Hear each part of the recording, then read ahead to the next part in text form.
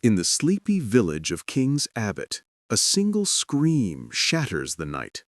Roger Ackroyd, the wealthiest man in town, lies dead in his locked study, a dagger in his throat and a chilling blackmail letter clutched in his hand. Who betrayed him? Why does the clock lie?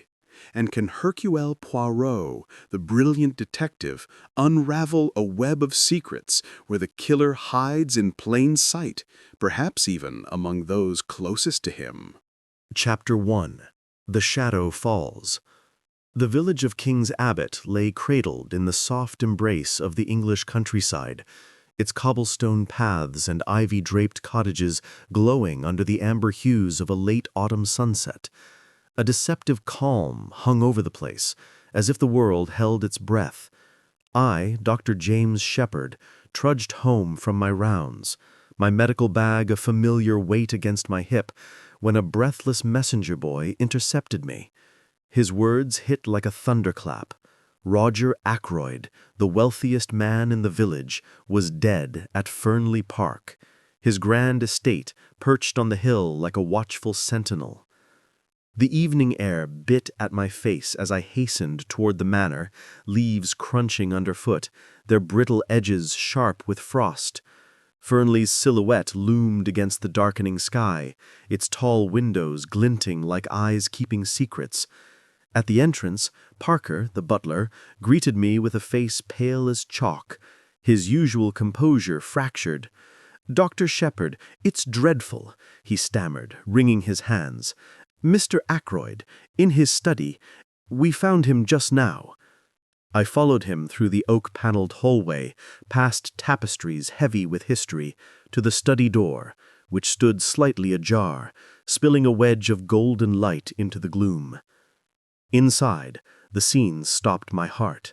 Roger Ackroyd sat slumped in his high-backed chair, a grotesque centerpiece before the crackling fireplace. A silver dagger, its hilt intricately carved, protruded from his throat, blood pooling dark and viscous on his starched collar. The room was sealed, windows latched, door bolted from within, yet death had slipped through like a shadow. As a physician, I forced myself into motion, checking for signs of life I knew were gone. His skin was warm, the murder recent, the wound clean and deliberate, severing the jugular with surgical precision. My eyes caught the chaos on his desk, a toppled inkstand, scattered papers, and a single sheet clutched in his stiffening fingers, its edges torn as if gripped in desperation. Before I could examine it, voices erupted outside, servants whispering, footsteps approaching. Inspector Davis burst in, his broad frame filling the doorway, followed by 2 constables. "Dr. Shepherd, what's the situation?" he demanded, his mustache bristling. Stabbed, dead less than an hour, no signs of a struggle. The room was locked. He frowned, scanning the scene. Locked? Then how the devil?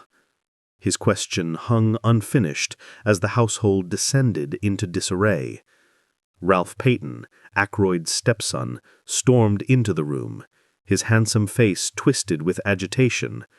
At 27, Ralph carried the reckless charm of youth, his tailored suit rumpled, his dark eyes flashing.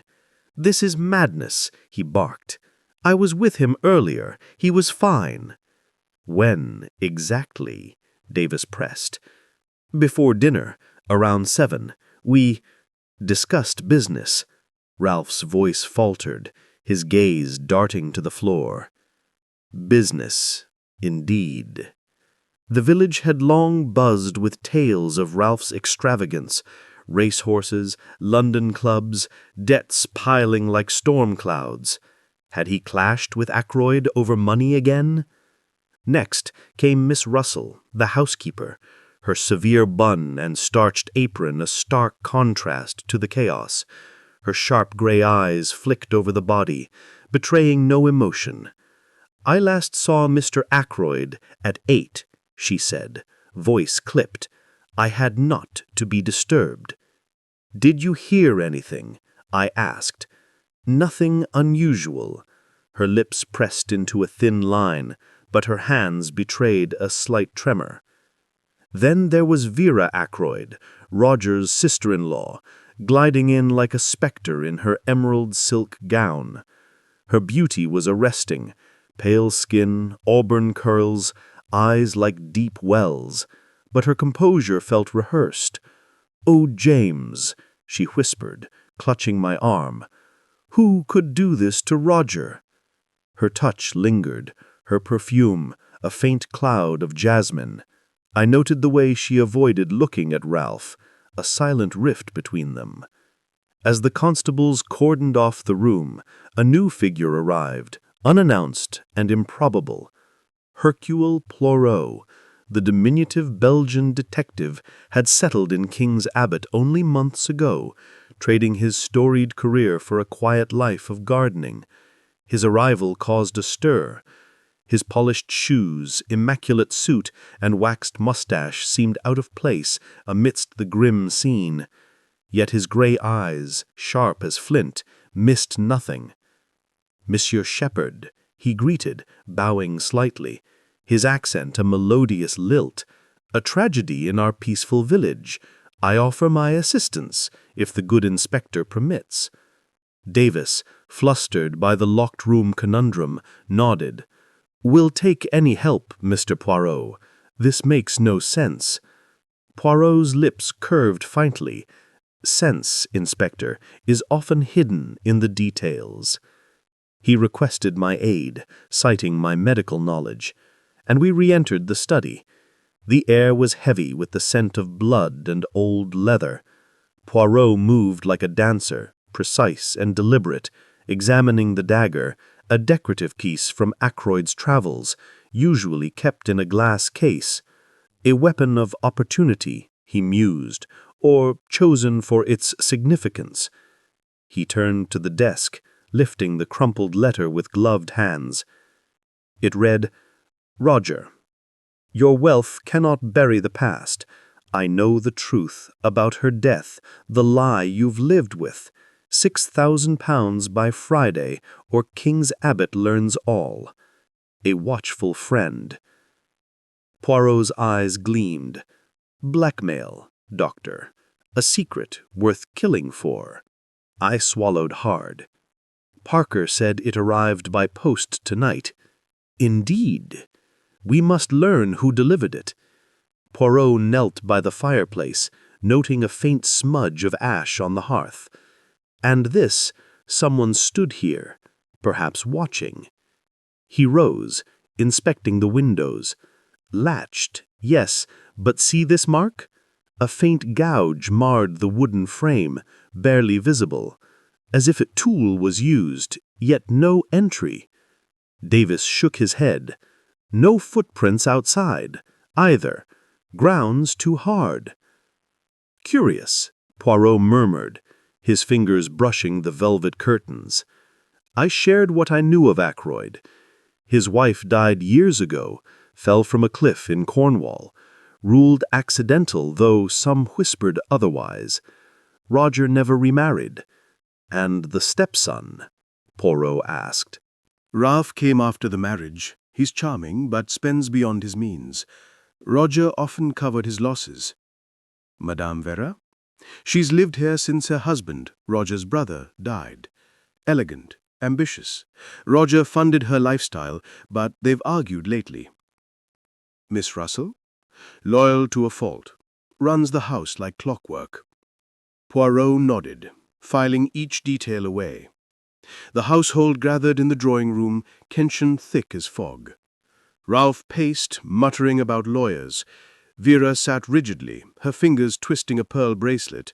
Miss Russell hovered, offering tea no one accepted. Poirot addressed them. "Mes amis, this is no random act. The killer knew Monsieur Ackroyd, knew his secrets. They are among us, playing a part." Ralph flushed. "You're saying it's one of us?"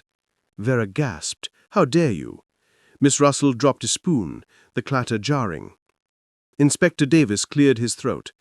"We'll question everyone thoroughly tomorrow." As we left, Poirot walked beside me, the night air sharp. "The shadow falls, Doctor," he said softly, "but shadows reveal as much as they conceal." Back home, I found Caroline waiting, her eyes alight with curiosity. "James, tell me everything." Over tea, I recounted the murder, the locked room, the letter. Caroline leaned forward. Blackmail? I heard Roger was selling land to pay debts. Not his, mind you. Whose, then? She smirked. Ralph's, of course. And Vera's been ordering dresses from Paris like money grows on trees. I frowned. Could Vera's extravagance be linked to the blackmail? Or Ralph's debts? Sleep was elusive, my mind replaying the scene. Ackroyd and I had played chess just last week, his laughter booming as he checkmated me.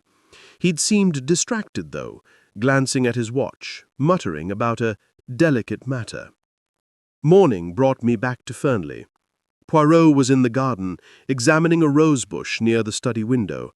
"See, Doctor, a broken stem. Someone passed here recently." Davis joined us, skeptical. Could be a deer. Poirot's smile was cryptic. Deer do not carry daggers. Inside, Vera was in the library, sorting letters. "James, have you seen Flora? She's due back today." Flora, Ackroyd's niece, was a bright young woman, recently engaged to Ralph. Her absence last night was notable. I said, "She's arriving soon. How's Ralph?" Vera's eyes darkened. "He's upset." Roger was hard on him. Ralph appeared, unshaven, his tie askew. "Vera, stop talking about me like I'm not here." Poirot intervened. "Monsieur Paton, your discussion with Ackroyd, what was it?" Ralph hesitated. "He wanted me to take a job in London. I refused." Miss Russell entered, carrying a tray. "Breakfast, says?" Poirot muched her. "Mademoiselle, you saw the post last night?" "Yes, I gave it to Parker." "No one else handled it?" "No, sir." The maid, Elsie, lingered nearby, nervous. "I heard something last night. A thud. From the study." "When?" Poirot asked. "About 8:30. Valuable, but vague." The gardener, Tompkins, added another piece. "Saw a man near the gate at dusk. Wore a hat. Couldn't see his face." Poirot's interest sharpened. "Describe the hat." "Wide-brimmed, like a city gent." Lunch was tense, the suspects eating in silence. Poirot observed, noting Vera's untouched plate, Ralph's clenched jaw, Miss Russell's steady hands. After, we met Ackroyd's solicitor, Mr. Grayson, in the parlor. Roger altered his will last month, reduced Ralph's share, increased Vera's. Ralph overheard, furious. "That's nonsense. He'd never—" Vera soothed him. "Ralph, calm down." Poirot's eyes followed the exchange, unreadable. As evening fell, we returned to the study. Poirot examined the letter again, holding it to the light. "This paper, local make. The blackmailer is near." A chill ran through me, the killer, hiding among us. The day closed with Poirot's words ringing in my ears. This murder is a performance, and the performer is here, watching us. The village stirred with rumors as I walked home. At the pub, the barman claimed Ackroyd had met a stranger days ago, their voices raised. The postmistress mentioned an odd parcel for Ackroyd, returned unopened. Back at Fernley, Flora arrived, her face pale. "Uncle Roger, how?" Poirot questioned her. "Did he mention troubles?" "Only Ralph's engagement. He didn't approve." Ralph hugged her, but his eyes were distant. Miss Russell watched, silent. As night deepened, Poirot and I stood outside, stars bright above. "The truth is close, Doctor," he said. "We need only pull the right thread." The shadow had fallen, and the game was afoot. Chapter 2. Whispers of Motive. The morning after Roger Ackroyd's murder dawned gray and heavy, the clouds over King's Abbot thick with the promise of rain. Fernley Park stood somber, its grandeur muted by the weight of tragedy.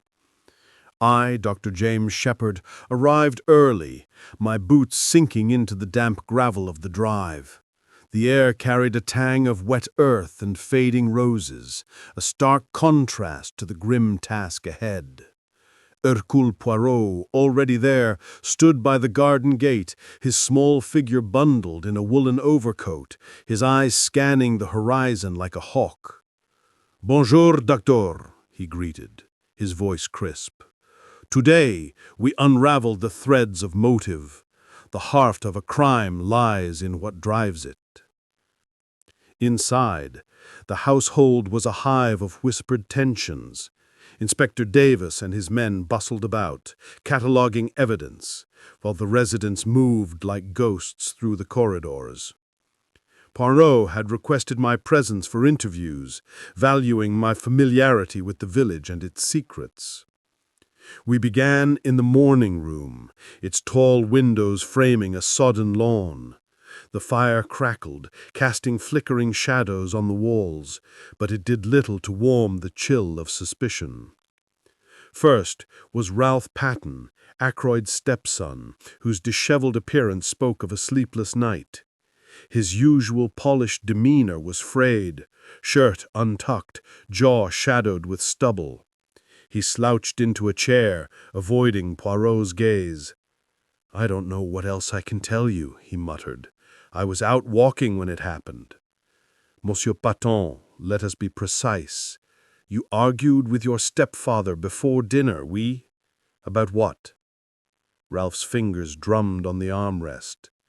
"Money, as usual. He thought I was reckless, wanted me to take some dreary clerk's job in the city. And this angered you?" "Of course it did. I'm not a child to be lectured." His voice rose, then softened. "But I didn't kill him." Poirot leaned forward, his eyes piercing. "You left the house at 7:30, you say, yet no one saw you on the paths you claim to have walked. Where were you truly?" Ralph flushed, his hands clenching. "I needed air. I wandered the woods alone." "Alone," Poirot echoed, his tone neutral but heavy with implication. "We shall see." As Ralph stormed out, Vera Ackroyd entered, her elegance undimmed despite the strain in her eyes. She wore a dove-gray dress, her auburn hair swept into a simple knot, a far cry from her usual extravagance. "Monsieur Poirot, this is unbearable," she said, sinking onto a settee. "Roger was my anchor after my husband's death. Now this—" Poirot's voice was gentle but probing. "Madame, your brother-in-law received a blackmail letter. Did he confide in you about its contents?" Vera's fingers tightened on her shawl. "He mentioned a letter, yes, a few days ago. He was agitated, said someone was trying to ruin him. I thought it was business troubles, competitors perhaps." "Business?" Poirot tilted his head. "Or something more personal? The letter spoke of his late wife's death." Her eyes widened, a flicker of unease crossing her face. "Cecilia? That was years ago, a terrible accident. Roger never spoke of it. Yet someone knew enough to demand 6,000 pounds. What secret could be worth such a sum?" Her lips parted, but no words came. She rose abruptly. "I need air," she murmured, fleeing to the terrace. Poirot turned to me, Doctor. "She knows more than she admits. The eyes, they betray." Next, we spoke with Miss Russell, the housekeeper, in the pantry, surrounded by gleaming copper pots. Her stern face was a mask, but her hands, polishing a silver tray, moved with a nervous rhythm. "I've told the inspector everything," she said curtly. "I was in my quarters after 8, mending linens." Poirot's smile was disarming. "Mademoiselle, you are the eyes and ears of this house. Did Monsieur Ackroyd seem troubled in recent weeks?" She hesitated, her cloth pausing. "He was short-tempered, more than usual. snapped at the maids, locked himself in his study for hours. And the night of the murder, you were in your quarters, yet your window overlooks the garden path. You saw nothing. Her gaze hardened. It was dark. I was focused on my work. Poirot nodded as if satisfied, but I caught the glint in his eye. A lie, he whispered as we left. Her window commands a clear view. She protects someone, or herself. We moved to the stables, where Tompkins, the grizzled gardener, was raking leaves. His weathered face creased as he recounted a troubling sighting. "Saw a man by the east gate yesterday evening, just before dusk," he said, leaning on his rake. "Not from the village, wore a long coat, scarf over his face. Moved quick like he didn't want to be seen." "Could you describe him further?" I asked. "Too far off, but he carried a satchel heavy-like, headed toward the woods." Poirot's interest sharpened. "The woods where Monsieur Paton claims to have walked?" Tompkins nodded. "Aye, same direction." The revelation hung heavy as we returned to the house. Poirot paused by the study window, crouching to examine the ground. "Regarde, doctor," he said, pointing to a faint impression in the soft earth, a partial footprint, the heel distinct, but the toe obscured by leaves. Someone stood here, watching or planning. Not the gardener's boots, too narrow. I glanced at the window, its latch intact, but bearing that faint gouge from the night before. "An outsider, then?" I asked. "Or someone wishing to appear so," Poirot replied in a low voice. Back inside, Flora Ackroyd arrived, her arrival announced by the clatter of a carriage. Roger's niece was a vision of youthful grace, her blonde curls tumbling beneath a black hat, her eyes red from weeping. She rushed to Ralph, who embraced him tightly, but I noted the stiffness in his shoulders. "Flora, you shouldn't have come," he murmured. "I had to," she replied, voice breaking. "Uncle Roger, how could this happen?" Poirot approached, bowing. "Mademoiselle, my condolences. You were close to your uncle?" Flora nodded, dabbing her eyes. "He was kind, though strict. He didn't approve of my engagement to Ralph." "Why not?" Poirot asked. "He thought Ralph irresponsible. Wanted me to marry someone steadier." Ralph's jaw tightened, but he said nothing. Poirot's gaze lingered on the couple, noting the unspoken tension. We adjourned to the library, where Poirot pored over Ackroyd's ledgers, his fingers tracing columns of figures. "Doctor, see here," he said, pointing to a series of withdrawals, large sums, paid to an unnamed recipient. These began 6 months ago, coinciding with Cecilia Ackroyd's death anniversary. "Blackmail payments?" I ventured. "Perhaps, or something else he wished to conceal." The day wore on, each conversation peeling back layers of the household's secrets. At luncheon, the atmosphere was strained, the clink of cutlery loud in the silence. Vera avoided Ralph's gaze, while Flora clung to his arm, her devotion palpable. Miss Russell served with mechanical precision, but I caught her watching Poirot, as if gauging his progress. Afterward, we visited the village post office, where Mrs. Granger, the postmistress, shared a curious detail. "She quinnied by comin' for Mr. Ackroyd 2 days ago," she said, peering over her spectacles. "No return address, posted from London. Thick envelope, sealed tight."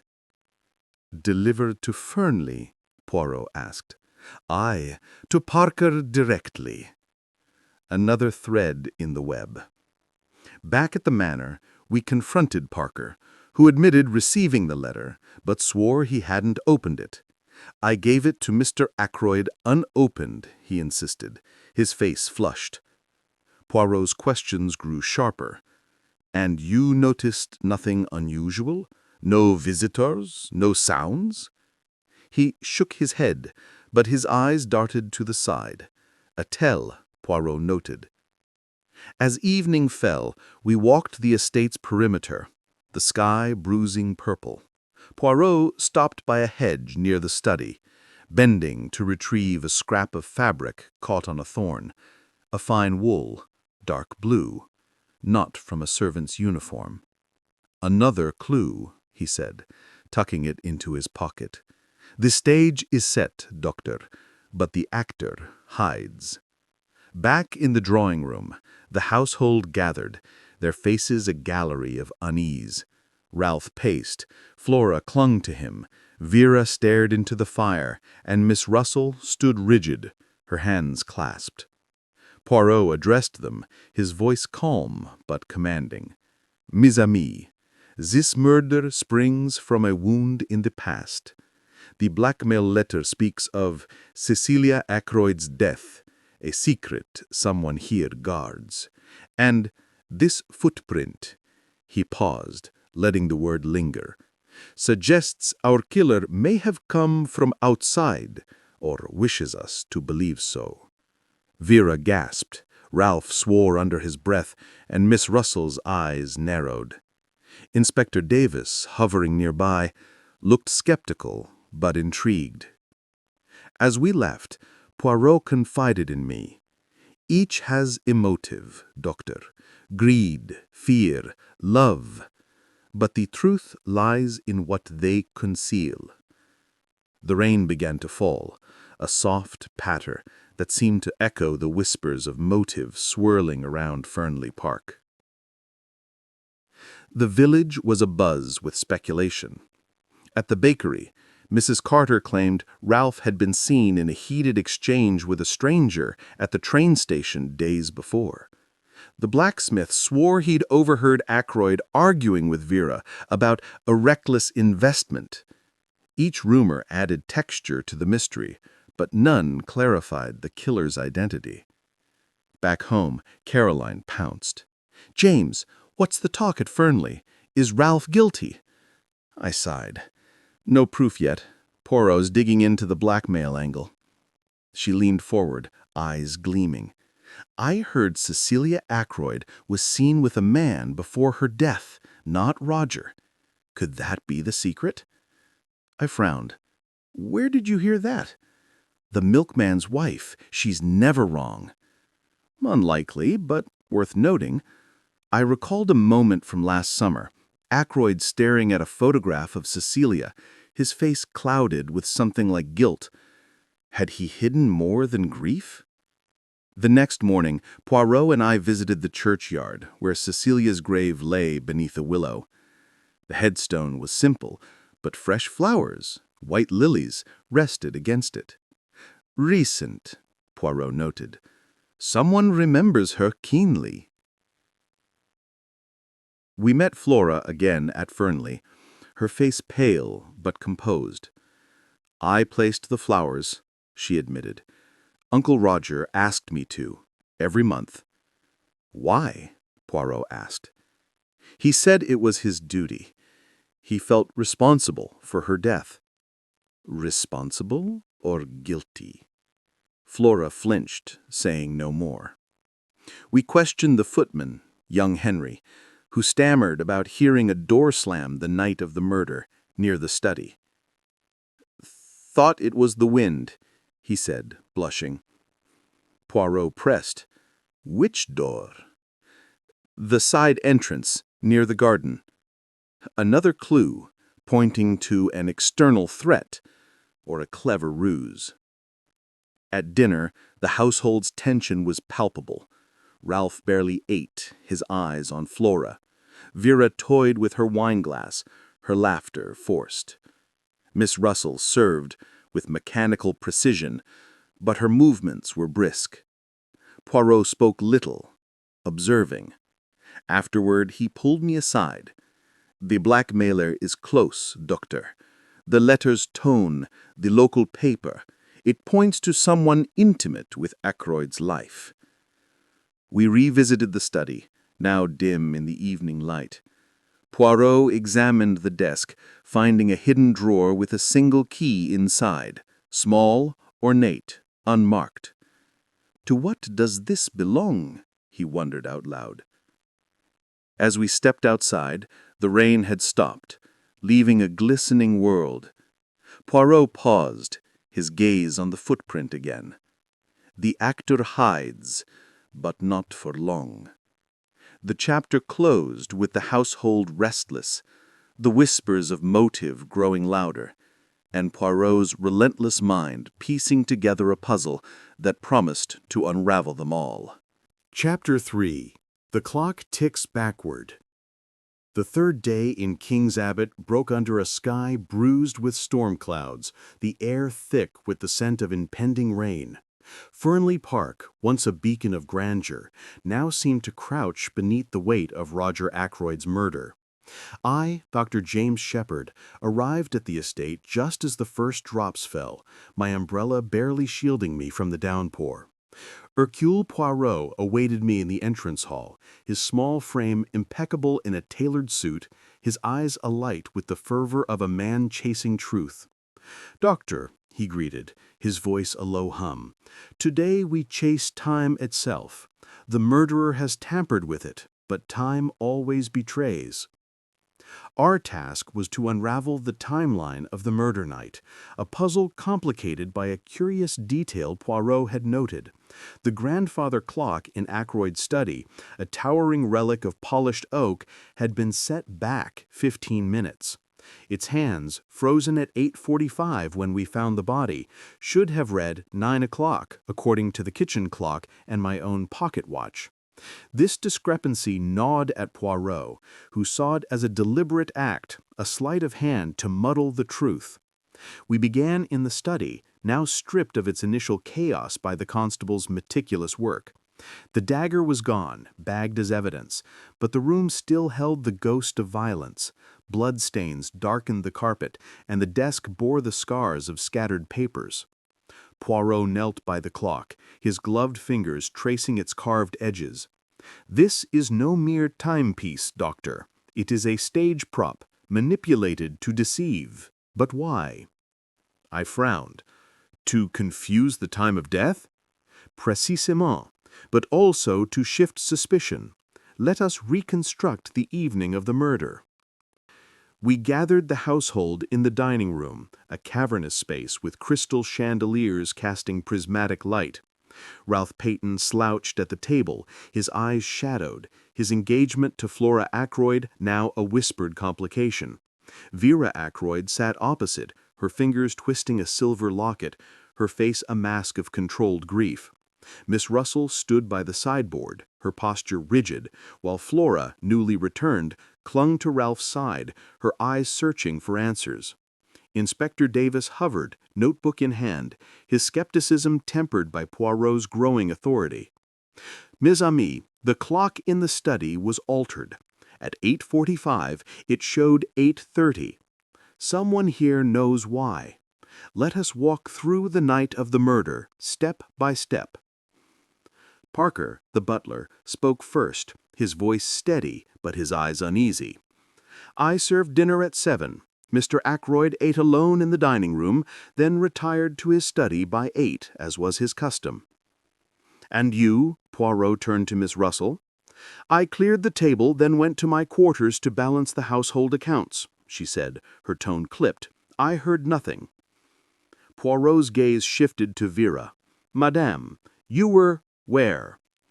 "In the conservatory, arranging flowers for the village fete," she replied, her voice soft but strained. "I stayed there until 9 when I heard the commotion." Ralph shifted uncomfortably. "I told you I was out walking, left at 7:30, back just after 9. Flora's hand tightened on his. "I was in London, visiting friends. I didn't return until yesterday." Poirot nodded, his fingers steepled. "And yet the clock lies. Someone entered the study, tampered with time, and left no trace, unless we look closer." We moved to the village, seeking external perspectives. My sister Caroline, King's Abbot's unofficial oracle of gossip, met us at her cottage, her knitting needles paused mid-stitch. "James, the whole village is talking," she said, eyes gleaming. "They say Ralph was seen near the old mill, meeting a woman in a hooded cloak just before the murder." "A woman?" I asked, startled. "Mrs. Baxter, the grocer's wife, swears she saw them at dusk. Could be the blackmailer, or a lover." Poirot's interest piqued. "Describe this woman." Caroline shrugged. "Mrs. Baxter only saw her from a distance. Tall, dark cloak, moved quickly."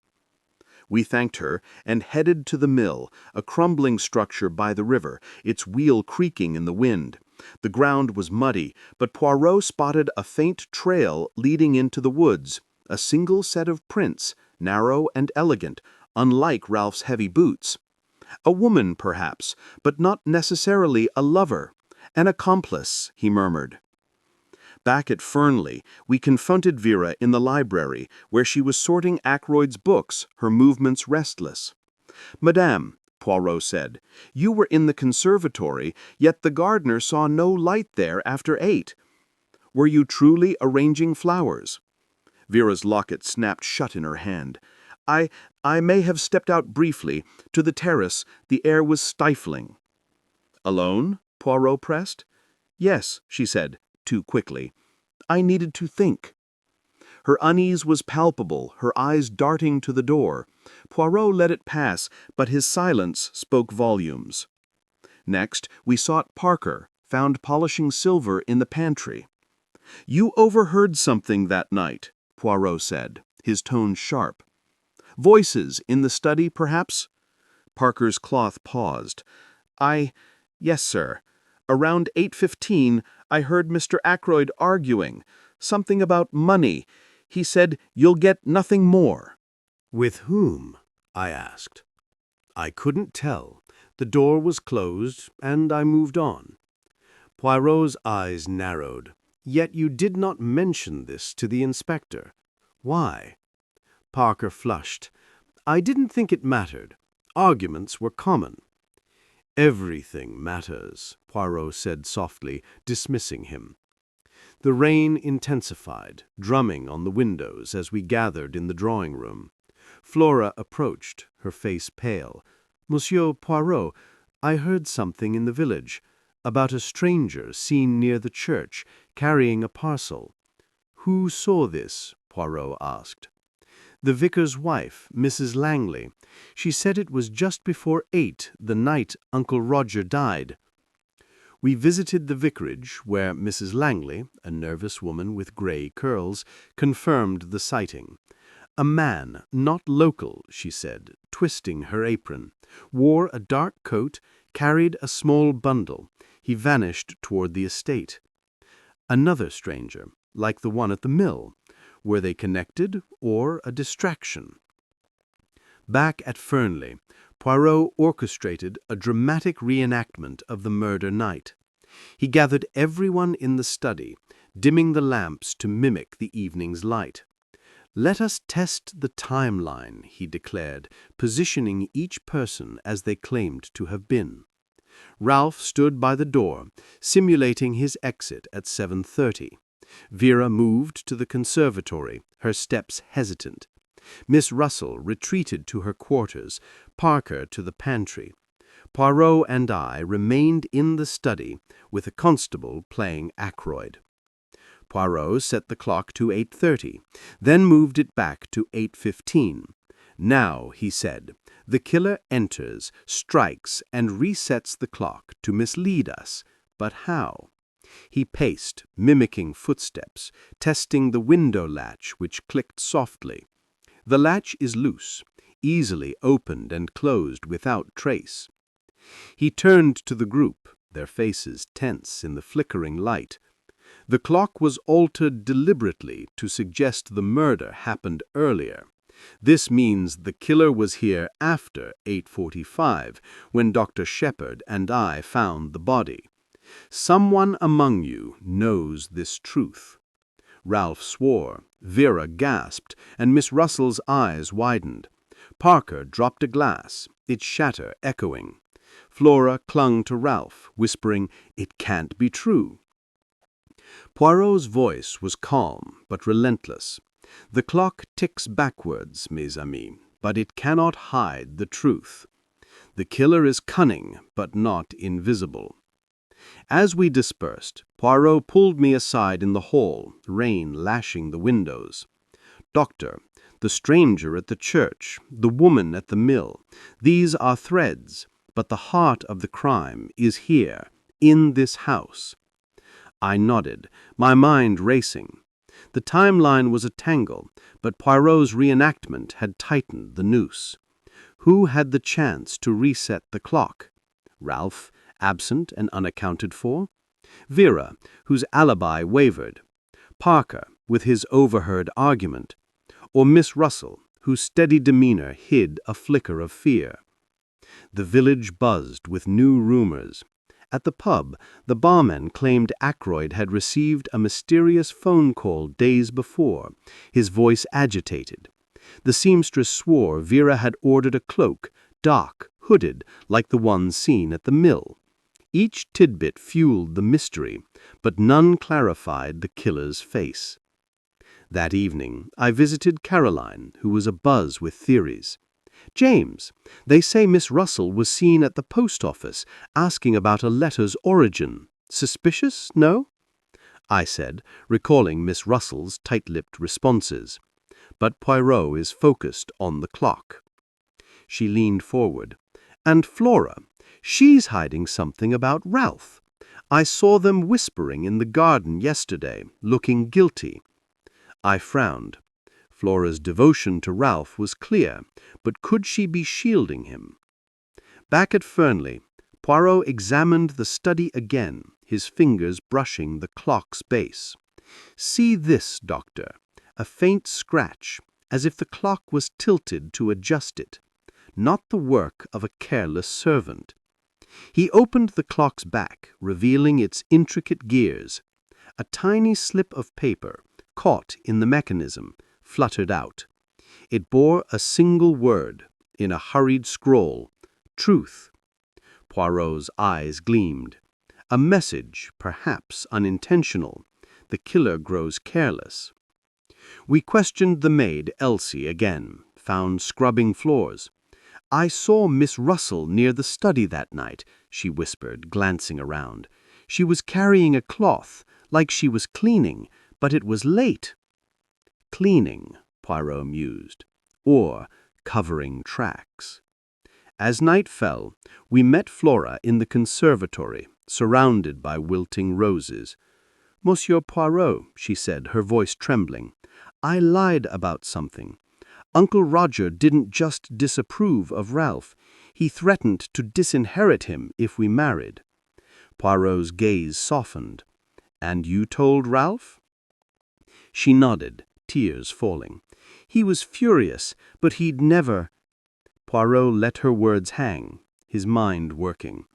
The reenactment had exposed lies, and the clock's secret note hinted at deeper truths. The killer had played a dangerous game, but Poirot was closing in.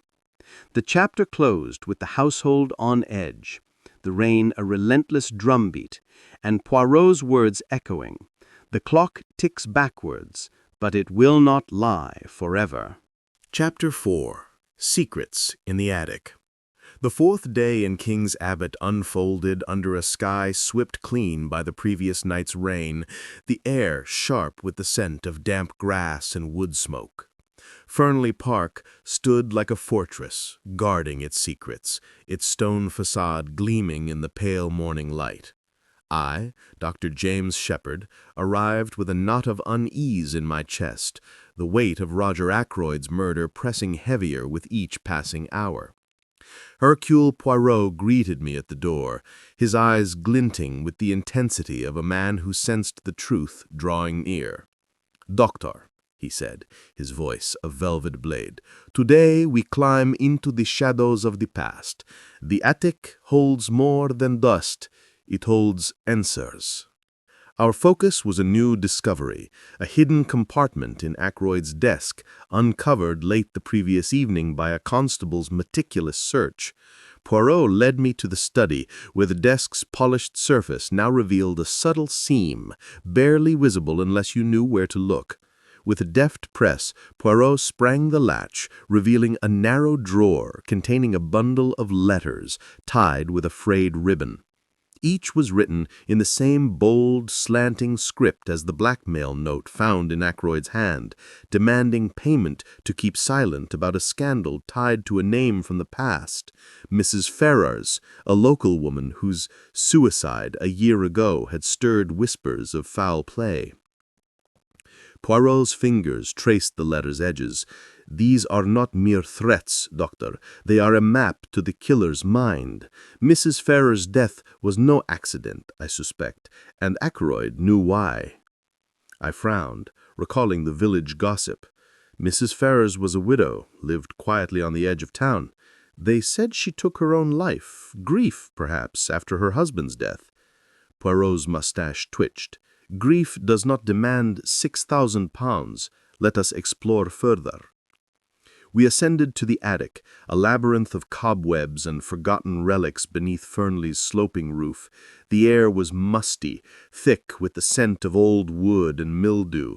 Dust motes danced in the slivers of light piercing the dormer windows. I followed Poirot, my unease growing, not just from the murder, but from a creeping sense that I too was being watched by those piercing gray eyes. He moved with purpose, sifting through crates of yellowed documents, moth-eaten curtains, and tarnished silverware, until he paused at a small, locked chest tucked behind a broken mirror. "Regardez," he said, pointing to the chest's ornate lock. "This is no servant's keepsake. It belonged to someone of importance." Using a hairpin from his pocket, a trip he wielded with surprising finesse, Poirot picked the lock. Inside lay a single photograph, faded but clear. Ralph Peyton, younger, arm in arm, with a woman whose face was unfamiliar, her dark hair framing a secretive smile. A note on the back, in a delicate hand, read, "To Ralph, forever yours, E."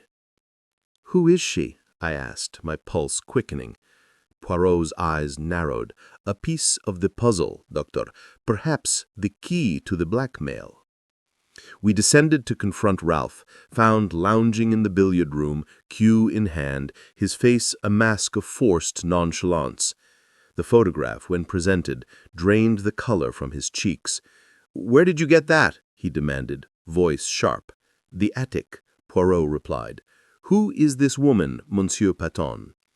Ralph's jaw tightened. "An old friend, from London, years ago. It's nothing." "Nothing?" Poirot's tone was mild but unrelenting.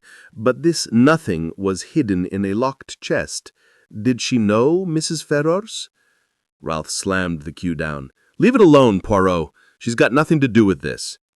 His outburst drew Flora, who entered with a worried frown. "Ralph, what's wrong?"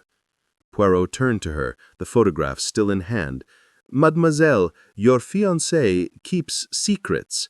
Your uncle disapproved of your engagement. Why?" Flora's eyes flicked to Ralph, then away. "Uncle Roger thought Ralph wasn't reliable. He wanted me to wait." "And you discussed this with him the night he died?" Poirot pressed. "Yes, but it wasn't serious. He was just protective." Poirot's gaze lingered. "Protective or afraid? You did not mention this conversation before." Her blush betrayed her, and Ralph stepped between them. "Enough, Poirot. You're upsetting her." We left them, but Poirot's silence was heavy with suspicion. "She lied, Doctor," he whispered as we crossed the hall. "Her conversation with Ackroyd was more than casual. It may hold the key." Our next stop was the village chemist, Mr. Harrow, a wiry man with spectacles perched on his nose. Caroline had mentioned a rumor Mrs. Ferrars had purchased laudanum weeks before her death, more than a grieving widow might need. Harrow confirmed it, his voice low. "She came in often, nervous-like. She said it was for headaches, but I wondered. Wondered what? Poirot asked. If she was dependent, or worse, supplying someone else. The implication hung heavy. Had Mrs. Ferrars been entangled in something darker than grief? Was Ackroyd's secret tied to her overdose? Back at Fernley, we sought Vera in the music room, where she sat at the piano, her fingers tracing silent keys. "Madame," Poirot began, "Mrs. Ferrars' name appears in the blackmail letters. Did you know her?" Vera's hands froze. Only in passing. She was troubled, kept to herself. Yet her death haunts this house, Poirot said. Ackroyd paid to keep it silent. Why? Vera's eyes glistened, but her voice was steady. I don't know. Roger never spoke of her. Her denial felt rehearsed, her composure a fragile shell. Poirot let it pass, but his glance told me he saw through her. We interviewed Miss Russell in the kitchen, where she was kneading dough with fierce precision. "Mrs. Ferrars," she said, not looking up. "I barely knew her. She visited once or twice, years ago, before her husband died." "And after?" Poirot asked. "She stopped coming, kept to her cottage." Her answers were too neat, her focus on the dough too intense. Poirot noted it, his fingers tapping his watch. The afternoon brought us to the village square, where a market bustled despite the murder's shadow. A stallholder, Mrs. Pike, shared a startling tidbit. "Saw Miss Russell near Mrs. Ferrars' cottage last spring, carrying a basket. Looked furtive, she did." "Furtive?" I asked. "Kept looking over her shoulder, like she didn't want to be seen." Poirot's eyes gleamed. "The past weaves a tight web, Doctor." Back at Fernley, we explored the servants' quarters, seeking clues to Miss Russell's movements. In her room, tucked beneath a floorboard, Poirot found a small vial, empty, but labeled laudanum. Curious, why hide this? We confronted Miss Russell in the garden, where she was pruning roses. "Mademoiselle," Poirot said, holding up the vial, "this was in your room. Care to explain?" Her face paled, but she straightened. "It's old. From when I had migraines, I forgot it was there." "Forgot?" Poirot's tone was skeptical. "Or kept it for another purpose?" She turned away, her shears snapping a stem. "I have nothing to hide." The day waned, and we gathered in the drawing room for tea, the atmosphere thick with unspoken accusations. Ralph avoided Flora's gaze, Vera sipped her tea with trembling hands, and Miss Russell served with a forced calm. Parker, hovering nearby, dropped a sugar tongs, his nerves betraying him. Poirot broke the silence. "The blackmailer is here in King's Abbot. These letters, this photograph, the vial, they point to a secret tied to Mrs. Ferrars' death. Someone in this house knows more than they admit." Ralph stood abruptly. "This is absurd. You're accusing us all." Vera's cup clattered. "Monsieur Poirot, please, we're grieving." Flora's voice was soft. "What about someone outside, that stranger in the village?" Poirot's smile was enigmatic. "The past is never truly buried, mademoiselle. It lives in this house, in your secrets." As we left, Poirot confided in me under the darkening sky. "Doctor, the attic secrets are but the beginning. The blackmailer walks among us, and the truth is closer than they think." The chapter closed with Fernley Park silent, its secrets locked in the attic, and Poirot's relentless pursuit drawing the noose ever tighter. The village pulsed with new rumors.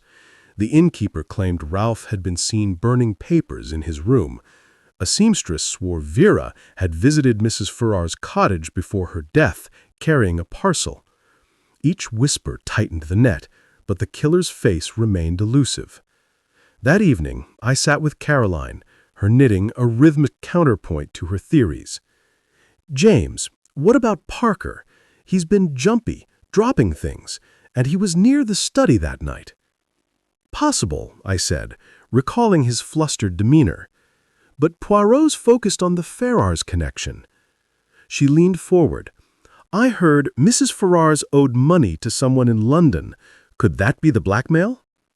I frowned, piecing together Ackroyd's payments, the letters, the photograph. Was Ralph's mystery woman the key? Or Vera's guarded silences? Or Miss Russell's hidden vial? Back at Fernley, Poirot examined the photograph again, his magnifying glass catching the woman's necklace, a locket like Vera's. A coincidence or a clue, he mused. We questioned Parker again, found him polishing boots in the scullery. "You saw Mrs. Ferrars here years ago," Poirot said. "What was her mood?" He hesitated. "Nervous, sir. She spoke to Mr. Ackroyd in private, left quickly." "About what?" "I didn't hear." His evasions were wearing thin. Poirot let him go, but his eyes promised further scrutiny. As night fell, we stood on the terrace, the stars sharp above. Poirot's voice was low. "The blackmailer is close, doctor. The letters, the photograph, the vial, they form a picture. We need only the final stroke." The chapter closed with Fernley Park silent, its secrets locked in the attic, and Poirot's relentless pursuit drawing the noose ever tighter. Chapter 5. The Web Tightens.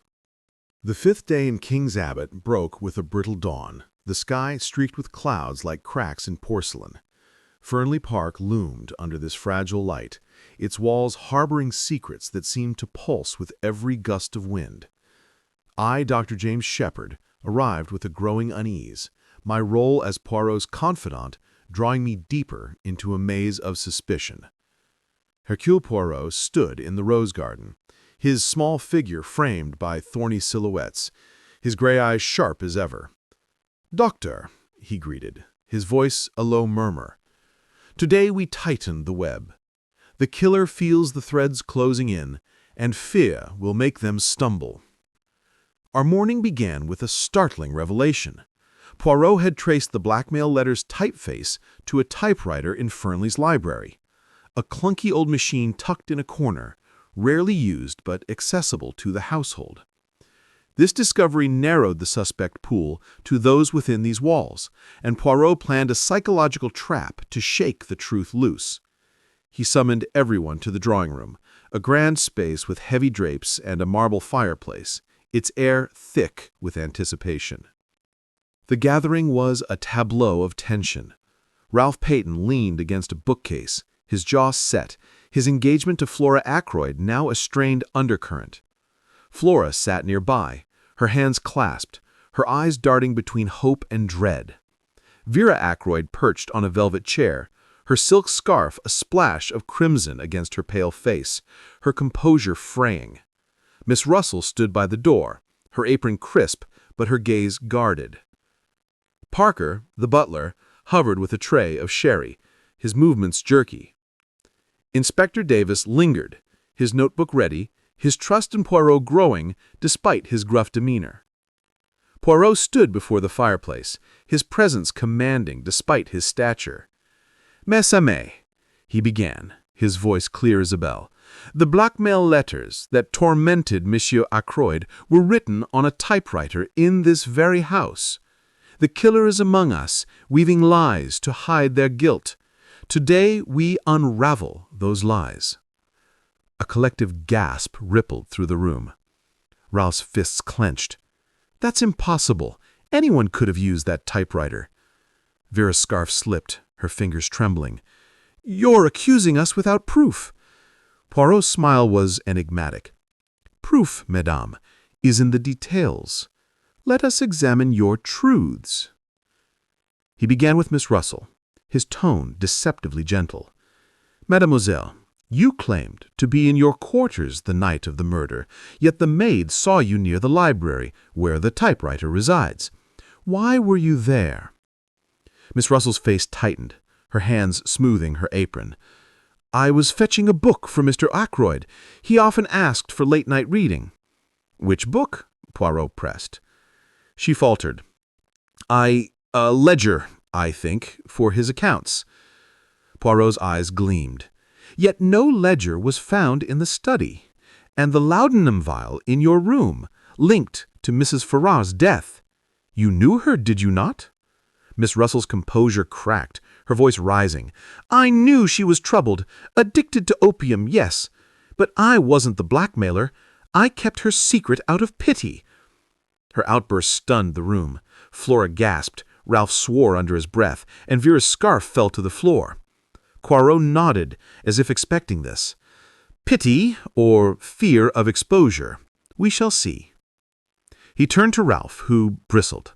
"Monsieur Paton, your absence during the murder hour is convenient.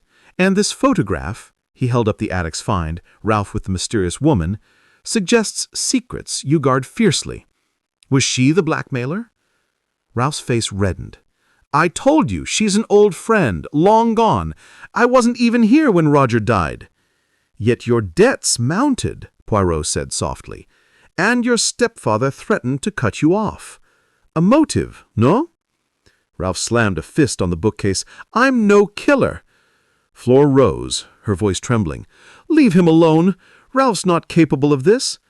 Poirot's gaze softened, but didn't waver. "Loyalty is admirable, mademoiselle, but truth is relentless." The room fell silent, the weight of accusation pressing down. Poirot turned to Vera. "Madame, your visits to Mrs. Ferrars's cottage, as the seamstress reported, were they to deliver payments or threats?" Vera's eyes widened, her voice a whisper. "I went to offer condolences, nothing more. I barely knew her." "Yet your locket matches the one in the photograph. A coincidence?" Vera touched her throat, where the locket hung. "It's a common design. You're grasping at shadows." Poirot's smile was faint. "Shadows, madame, often hide the truth." As the confrontation unfolded, I noticed Parker's hands shaking, the sherry tray rattling. Poirot's gaze flicked to him. "Monsieur Parker, you overheard an argument about money. Yet you, too, have a past. Debts in London, oui? Did Ackroyd threaten to expose you?" Parker's face paled, the tray nearly slipping. "I have no debts. I served Mr. Ackroyd faithfully." "Faithfully," Poirot echoed. "Or cunningly." The trap was set, and the room crackled with tension. Poirot paced, his voice rising. "Each of you hides something. Debts, secrets, lies. The typewriter binds you to the crime, and one of you used it to weave this deadly web." The gathering dispersed, each suspect retreating with haunted eyes. I followed Poirot to the library, where he examined the typewriter. Its keys worn, but functional. "Doctor," he said, "the ribbon shows recent use. Ink fresh, letters crisp. Someone typed here shortly before the murder." I glanced at the machine, my unease growing. Could an outsider have snuck in? Possible, Poirot conceded, but unlikely. The web is too intimate, spun from within. We ventured to the village, seeking fresh perspectives. At the tea shop, Mrs. Harrow, the chemist's wife, shared a chilling detail. "I saw Parker at the post office last week, mailing a thick envelope. Looked nervous, kept checking the street." "An envelope?" Poirot asked. "To whom?" "No address visible, but it was sealed with red wax, like the blackmail letters." Another thread tightened. We visited the church, where the vicar, Mr. Langley, recalled a conversation with Ackroyd. "He came to me a month ago, distressed," Langley said, his voice low. "Said he feared someone close was betraying him." "Who?" I asked. He wouldn't say, only that it was a matter of trust. Back at Fernley, we confronted Parker in the scullery, where he was scrubbing pots with furious energy. "The envelope, monsieur," Poirot said, "sent with red wax. Was it yours? Parker's sponge stilled. I sent a letter for Mr. Ackroyd, yes. Business, he said. I didn't read it. Poirot's eyes bored into him. And your debts in London? The innkeeper mentioned them. Parker's face flushed. Lies! I left that life behind. His denial rang hollow, and Poirot let him stew. We moved to the conservatory, where Flora was tending wilted orchids, her hands trembling. Mademoiselle, Poirot said gently, your uncle's fear of betrayal, did he mention Ralph? Flora's eyes filled with tears.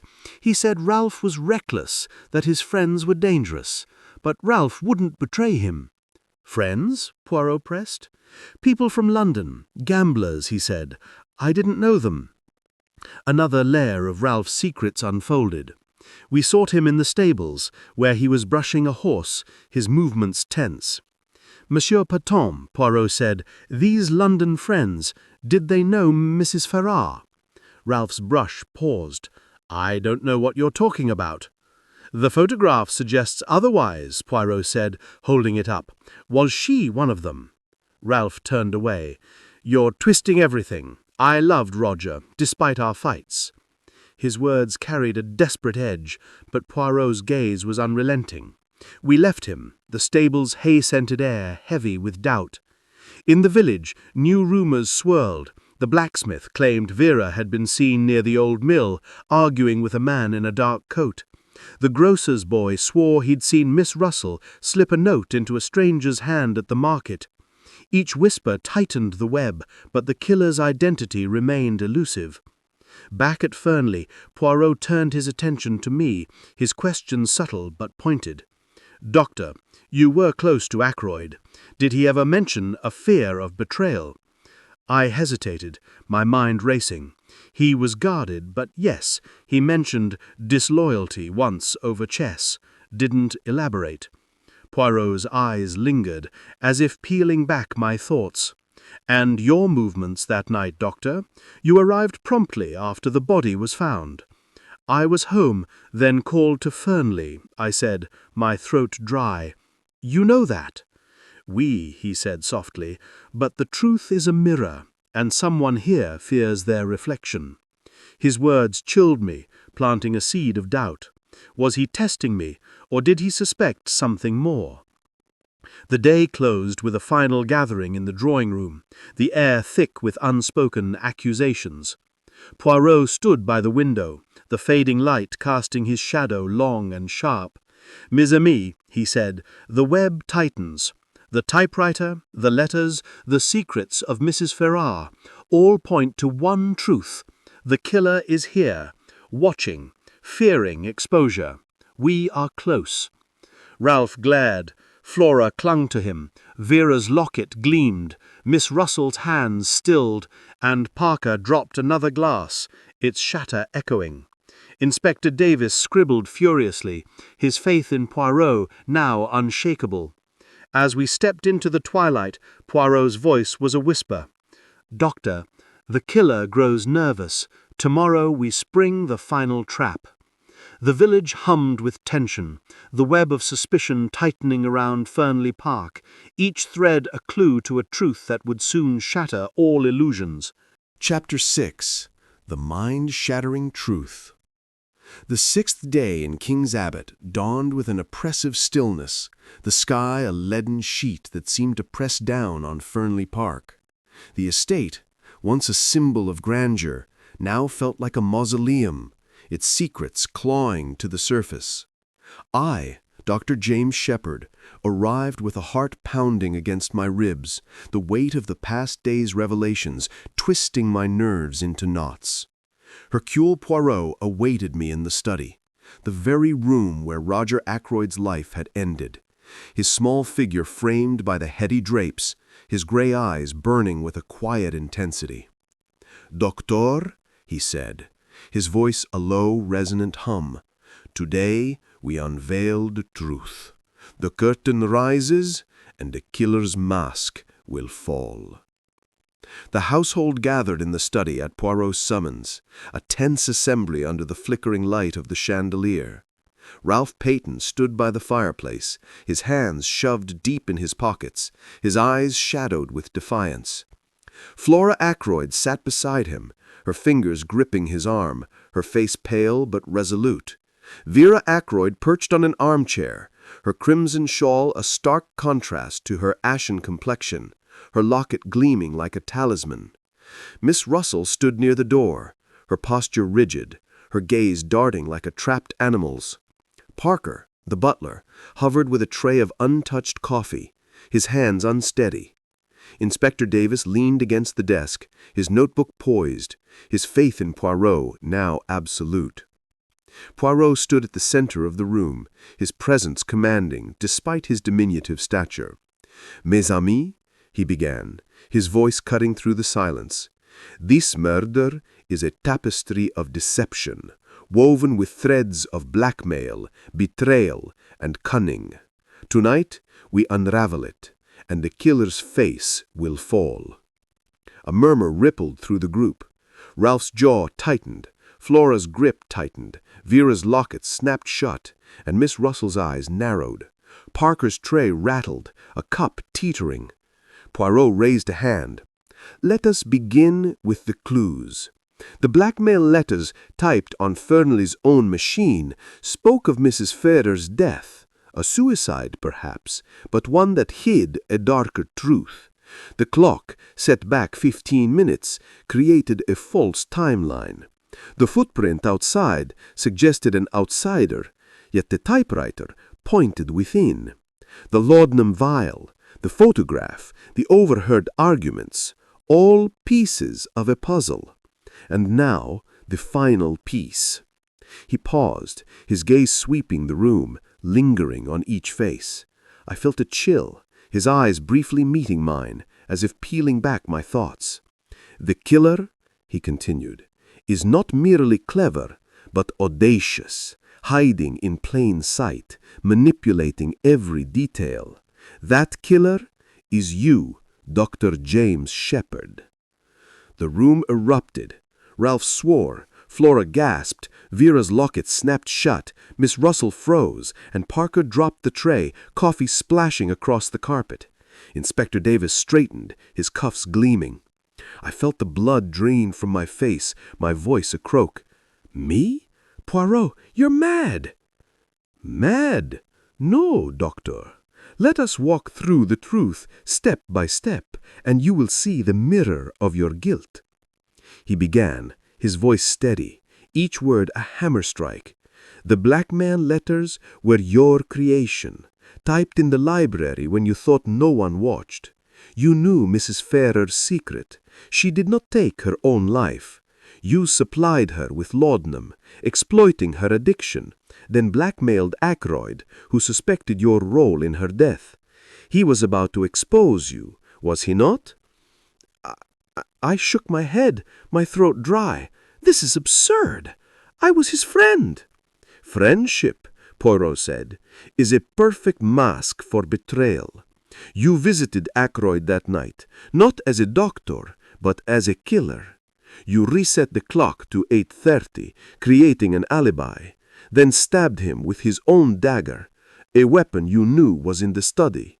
The footprint outside, a clever ruse, made with a spare shoe from the attic, pressed into the earth to suggest an intruder." Flora's voice broke. "It can't be true. Dr. Shepherd, tell him." I tried to speak, but Poirot pressed on. "The laudanum vial in Miss Russell's room? You placed it there, Doctor, to cast suspicion. The photograph of Ralph with the woman? A distraction, borrowed from Ackroyd's papers to muddy the waters. And the argument Parker overheard? You'll get nothing more? Was Ackroyd refusing your demands?" Vera stood, her voice trembling. "But why? Why would he do this?" Poirot's eyes never left mine. "Greed, madame, and fear. Dr. Shepherd blackmailed Mrs. Ferrers, profiting from her addiction. When Ackroyd grew suspicious, he became a threat. You killed to silence him and framed Ralph, whose debts made him an easy target." Ralph lunged forward. "You bastard! You let me take the blame?" Inspector Davis stepped between us, his face grim. "Is there proof, Poirot?" Poirot reached into his coat, producing a small leather case, my medical bag, left in my office. He opened it, revealing a hidden compartment. Inside lay a bloodied cloth wrapped around a small knife, its blade matching the dagger's wound. "Found this morning, doctor, in your bag. You cleaned the dagger, but kept this as insurance, oui?" My knees buckled, the room spinning. "You planted it." I whispered, but my voice lacked conviction. Poirot's gaze was unyielding. "You were the last to see Ackroyd alive, arriving promptly after the discovery of the body.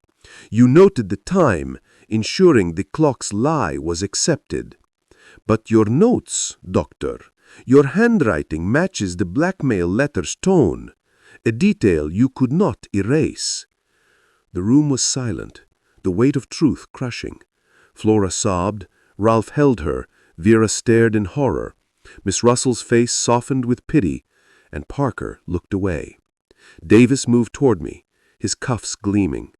Poirot raised a hand. "One moment, Inspector.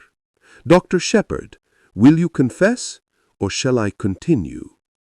I sank into a chair, my mind a storm of memories. Mrs. Ferrar's desperate pleas, Ackroyd's growing suspicion, my careful plans unraveling under those gray eyes. "You're right," I said, my voice hollow. "I did it. Ferrar's was an easy mark. Her addiction made her vulnerable. I pushed her to overdose, then blackmailed Ackroyd when he guessed the truth. He was going to the police. I had no choice." The confession hung like a noose. Flora turned away, Ralph's fists clenched, and Vera's locket fell to the floor with a clatter. Miss Russell whispered, "God forgive you." Poirot's expression softened, a flicker of sorrow in his eyes. "Doctor, you underestimated the little gray cells. But there is one final act." He turned to Davis. "Inspector, I propose a mercy. Allow Dr. Shepherd one night to settle his affairs. He will not flee. His conscience is his prison." Davis hesitated, then nodded. "One night. My men will watch the house." The household dispersed, their faces etched with shock. Alone with Poirot in the study, I met his gaze. "Why the mercy, Poirot? You've destroyed me." He sighed, his voice soft. "Because, doctor, even the guilty deserve a moment to face their truth. Use it well." I left Fernley, the night air cold against my skin, the village asleep under a shroud of stars. My cottage felt foreign, its walls closing in. I sat at my desk, pen in hand, writing a letter to Caroline, my sister, my confidant, who would learn my shame by morning. The words flowed, a torrent of guilt and regret, detailing my descent from healer to killer. Flashbacks haunted me, Mrs. Ferrar's trembling hands as I handed her the vial, Ackroyd's furrowed brow as he questioned me over chess, my careful steps to the study that night, the dagger's weight in my hand. I had thought myself clever, untouchable, but Poirot's mind was a scalpel, cutting through my lies. In the village, rumors had already begun to shift. The baker claimed I'd been seen pacing at night. The postmistress recalled my questions about Ackroyd's mail. They hadn't known then, but they'd sensed the shadow I cast. I wandered to the churchyard, where Mrs. Ferrar's grave lay under moonlight. The lilies Flora had placed now wilted. I knelt, whispering an apology she'd never hear. My greed had started this, my fear had ended it, and now my life unraveled. Back home, I packed a small bag, not to flee, but to prepare for the inevitable. Dawn would bring the constables, the trial, the gallows. I thought of Caroline, her knitting stilled, her faith in me shattered. I thought of Ackroyd, his laughter silenced by my hand. As the clock struck midnight, I sat by the fire, the flames dancing like Poirot's eyes. His mercy was a double-edged sword, giving me time to face my soul's mirror. The village would awaken to a truth that would ripple through its lanes, a scandal to echo for years. The chapter closed with Fernley Park silent, its secrets laid bare, and me, a fallen man, awaiting the dawn with a confession that burned like fire.